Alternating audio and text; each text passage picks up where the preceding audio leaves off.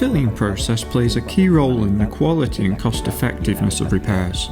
In this tutorial we'll explain how to optimize a standard process for applying a sandable filler.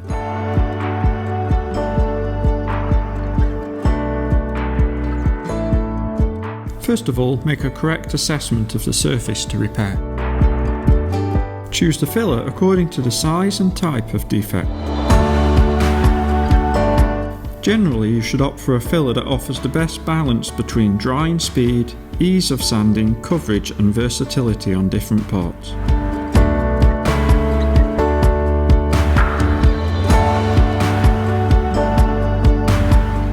Use an air gun to remove all surface impurities. Then, clean and degrease the surface, making sure that you remove any substances that might compromise the good performance of the filler.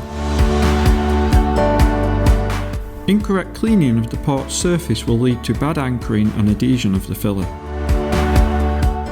Choosing the correct shade of filler according to the colour indicated in the software will be essential to improve the coverage and productivity of the repair. The grayscale combination of the filler paint will help to reproduce the original colour. This way, you will not have to apply more top coat layers than those recommended by the manufacturer, reducing the time spent and product used. When preparing two-component filler, you should adapt the choice of hardener and solvents to use according to room temperature and humidity, drying times, surface area, speed of application. Stir the mixture until it is uniform. You should take into account the pot life of the mixture. Once prepared, it must be applied so as not to alter its features.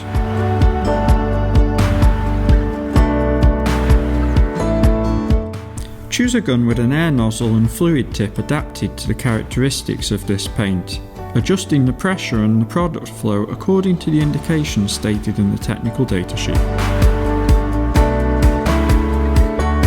Using HVLP spray guns will provide a better performance in the application of filler paint.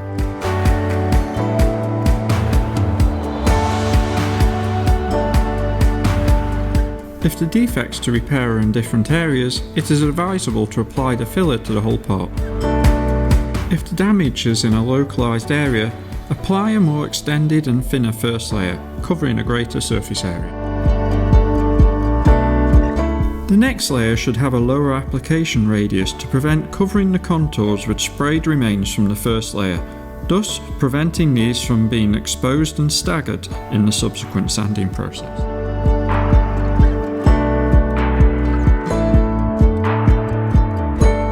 During the filler drying time, you should take into account aspects such as room temperature and humidity, the amount of solvent used, or the product load applied.